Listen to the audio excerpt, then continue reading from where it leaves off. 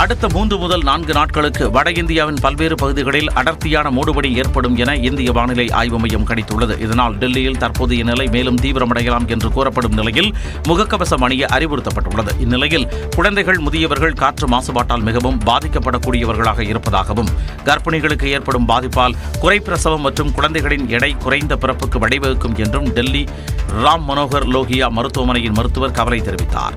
So pregnancy, it can have disastrous effect. It can lead to premature babies, premature deliveries. It can lead to low birth weight in the babies. These are the main disastrous effects it can have on pregnant ladies. டெல்லியில் சுவாசிப்பதால் ஏற்படும் பாதிப்பு என்பது ஒரு நாளைக்கு ஒருவர் 30 சிகரெட்டுகளை புகைப்பதற்கு சமம் என்று ஆய்வாளர்கள் சுட்டிக்காட்டுகின்றனர். இதனால் சுவாச கோளாறு, கண் எரிச்சல், மூச்சு திணறல் உள்ளிட்ட பிரச்சனைகளால் பொதுமக்கள் அவதியடைகின்றனர். டெல்லியில் காற்று மாசு குறைவதற்கான கிராப் 4 செயல் திட்டத்தின் கீழ் எடுக்கப்பட்டுள்ள கடுமையான நடவடிக்கைகளை முன் அனுமதியின்றி குறைக்கக்கூடாது என்று உச்சநீதிமன்றம் திட்டவட்டமாக தெரிவித்துள்ளது. காற்று மாசு குறித்த வழக்கு நீதிபதிகள் அபய் ஓகா, அகஸ்டின் ஜார்ஜ் ஆகியோர் அடங்கிய அமர்வு முன் விசாரணைக்கு வந்தது. அப்போது டெல்லி காற்று மாசு குறித்த வழக்கு விசாரணையின் போது புதிய கட்டுப்பாடுகள் முறையாக செயல்படுத்தப்படுகிறதா என்று நீதிபதிகள் கேள்வி எழுப்பினர்.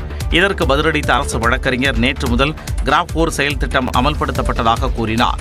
அப்போது காற்று மாசு 450 எட்டிய போது ஏன் உடனடியாக கிராப் 4 நிலையை அமல்படுத்தவில்லை என்றும் 24 மணி நேரம் காத்திருந்தது ஏன் என்றும் காற்று மாசு மேலாண்மை ஆணையத்திற்கு நீதிபதிகள் கேள்வி எழுப்பினர். காற்று மாசு தரக்குறியீடு 450ற்கு கீழ் குறைந்தாலும் கிராப் 4 நிலையை உச்சநீதிமன்ற உத்தரவின்றி நீக்கக்கூடாது என்றும் கூறினர். இந்த விவகாரத்தில் விவசாய கழிவுகள் எரிப்பு தொடர்பான தரவுகளுக்கு இஸ்ரோவையும் இணைக்க நீதிபதிகள் உத்தரவிட்டனர். டெல்லி, ஹரியானா, உத்தரப்பிரதேச மாநிலங்கள், இஸ்ரோ, மத்திய காற்று தர கட்டுப்பாட்டு மேலாண்மை ஆணையம் ஆகியவை பிரமாண பத்திரம் தாக்கல் செய்ய உத்தரவிட்டு விசாரணை ஒத்திவைக்கப்பட்டது. அதிமுகவுடன் கூட்டணி என வரும் செய்திகள் ஆதாரமற்றவை என தாவேக தெரிவித்துள்ளது. அதிமுகவுடன் கூட்டணி அமைப்பதாக வெளியாகக்கூடிய செய்தி முற்றிலும் தவறானது என்று தமிழக வெற்றிக் கழகம் விளக்கம் அளித்துள்ளது. தமிழக வெற்றிக் கழகத்தின் பொதுச் செயலாளர் ஆனந்த் வெளியிட்டக்கூடிய அறிக்கையில், விஜயின் வழிகாட்டுதல் படி 2026 சட்டமன்ற தேர்தலில் பெரும்பான்மை பலத்துடன் வெற்றி பெற்று ஆட்சி அமைப்பதற்கான அனைத்து வியூகங்களையும் வகுத்து தேர்தலை சந்திக்க தயாராகி வருவதாக தெரிவிக்கப்பட்டுள்ளது. சட்டமன்ற தேர்தலில் ஆட்சி மாற்றத்திற்கான முதன்மை சக்தியாக தமிழ்நாட்டு மக்களின் ஏகோபித்த வரவேற்பையும் ஆதரவையும் பெற்று தமிழக வெற்றிக் கழகம் அடைந்து வரக்கூடிய எழுச்சியை மடைமாற்றம் செய்யக்கூடிய உள்நோக்கத்தோடு அடிப்படை ஆதாரமற்ற செய்திகள் பரப்பப்படுவதாக குற்றம் சாட்டப்பட்டுள்ளது. அதிமுகவுடன் தமிழக வெற்றிக் கழகம் கூட்டணி என்று தொடர்புபடுத்தி நாளிதழ் ஒன்று உண்மைக்கு முற்றிலும் புறம்பான தகவலை கொண்டு செய்தி வெளியிட்டிருப்பதாகவும், இந்த செய்தி முற்றிலும் தவறானது என்றும் அடிப்படை ஆதாரமற்றது என்றும் தெரிவிக்கப்பட்டுள்ளது. தமிழக வெற்றிக் கழகத்தை தொடர்புபடுத்தி பரப்பப்படக்கூடிய இதுபோன்ற பொய் செய்திகளை தமிழக மக்கள் புறக்கணித்து விடுவார்கள் என்றும், பெரும்பான்மை வென்று தமிழ்நாட்டு மக்களின் நலனுக்கான நல்லரசை அமைப்பதே தமிழக வெற்றிக் கழகத்தின் குறிக்கோள் என்றும் ஆனந்த் தெரிவித்துள்ளார். மற்ற கட்சிகள் குறித்தும் அவர்கள் கூட்டணி குறித்தும் தன்னிடம் கேட்க வேண்டாம் என்று நாம் தமிழர் கட்சி ஒருங்கிணைப்பாளர் சீமான் தெரிவித்துள்ளார். திருச்சியில் செய்தியாளர்களிடம் பேசிய அவர், அதிமுகவுடன் விஜயின் தாவேக கூட்டணி இல்லை என்ற கேள்விக்கு கரகாட்டக்காரன் பட காமெடியை கூறி கிண்டலாக பதிலளித்தார். அத நீங்க என்னட்ட கேட்கணும், என்ன செய்யணும்? அவர் அவரோட போறாரு, இவர் இவரோட போறாரு. அப்படின்னா இந்த காரை அன்னைக்கு அவன் வச்சிருந்தா கரகாட்டத்தில் வரல, இப்ப யார் வச்சிருக்காங்கிறதெல்லாம் அந்த நகைச்சுவையெல்லாம் நான் செஞ்சுக்கிட்டு இருக்க தயாராக. திமுகவும் பாஜகவும் நேரடியான கூட்டணியில் இருப்பதாகவும் சீமான் விமர்சித்தார். நீங்க அம்மையார் ஜெயலலிதாவுக்கு வெளியிட்டீங்க கூட்டணியில் இருக்கும்போது, ஆனா பாரதிய ஜனதா வரல. கூட்டணியில் இருக்கும்போதே வரல. நாங்க கூட்டணியில் இல்ல, ஆனால் எங்களுக்காக ராஜ்நாத் சிங் வந்து வெளியிடுறாங்க, அந்த அரசை வெளியிடுது எங்க அப்பாவுக்கு காசு அப்படின்னு. இதுல இருந்து தெரிஞ்சுக்கங்க, கூட்டணி வைத்திருந்தும் வரல பிஜேபி, கூட்டணி வைக்காமலே வருது திமுகவுக்கு. கூட்டணி என்பது தற்கொலைக்கு சமமானது எனவும் 2026 தேர்தலிலும் தனித்துதான் போட்டி எனவும் சீமான் தெரிவித்தார். சில்வர் பேப்பர் மற்றும் பிளாஸ்டிக் கவர்களில் உணவு பார்சல் செய்தால் கடையின் உரிமம் ரத்து செய்யப்படும் என உணவு பாதுகாப்புத்துறை எச்சரிக்கை விடுத்துள்ளது. உணவு பாதுகாப்புத்துறை சட்டத்தின்படி பார்சல் உணவுகளை பிளாஸ்டிக் மற்றும் சில்வர் கவரில் பயன்படுத்த தடை விதிக்கப்பட்டுள்ளது. எனினும் பல பிரியாணி கடைகளிலும் சாலையோர துரித உணவகங்களிலும் இந்த சில்வர் கவர் அதிக அளவில் பயன்படுத்தப்படுவதை பார்க்க முடிகிறது. இந்த நிலையில் பிரியாணி உணவை சில்வர் கவரில் பார்சல் செய்த வீடியோ ஒன்று சமூக வலைதளங்களில் வேகமாக பரவியது. இது தொடர்பான விசாரணை மேற்கொள்ளப்பட்டு வருவதாகவும், இதுபோன்று எங்கு நடைபெற்றாலும் உடனடியாக தகவல் தெரிவிக்குமாறு உணவு பாதுகாப்புத்துறை தெரிவித்துள்ளது. சில்வர் பேப்பர் மற்றும் பிளாஸ்டிக் கவரில் உணவு பார்சல் செய்தாலோ அல்லது கடைகளில் பயன்படுத்தினாலோ கடும் நடவடிக்கை எடுக்கப்படும் என எச்சரிக்கை விடுக்கப்பட்டுள்ளது.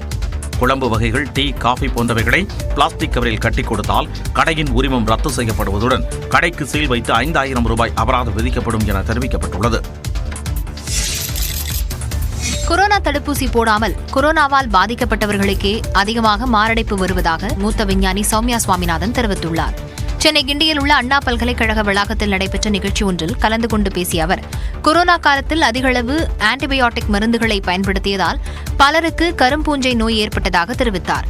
தொடர்ந்து செய்தியாளர்களிடம் பேசிய அவர், கொரோனா தடுப்பூசி போடாமல் கோவிட் தொற்றால் பாதிக்கப்பட்டவர்களுக்கு அதிக அளவில் மாரடைப்பு வந்துள்ளதாகவும் கூறினார்.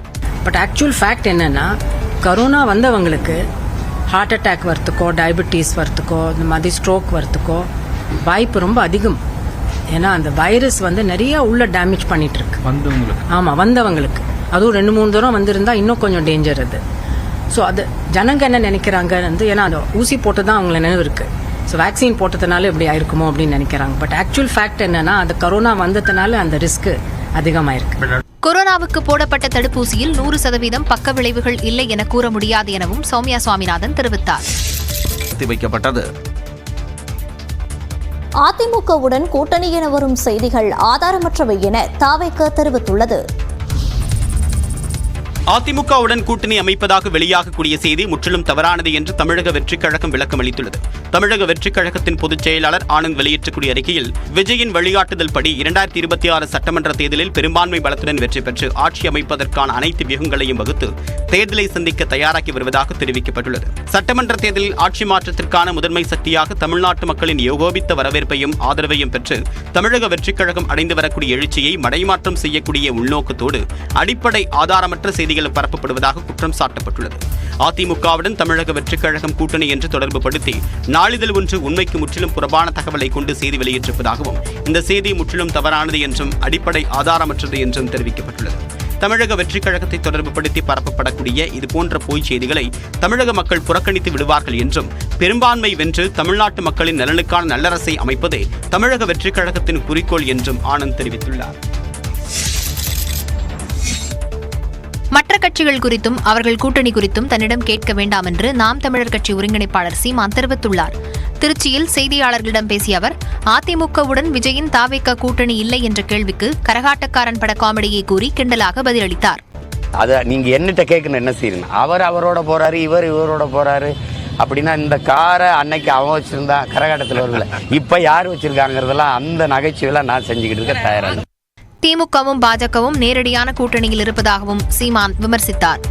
நீங்க அம்மையார் ஜெயலலிதாவுக்கு வெளியிட்டீங்க கூட்டணியில் இருக்கும்போது, ஆனா பாரதிய ஜனதா வரல. கூட்டணியில் இருக்கும்போதே வரல.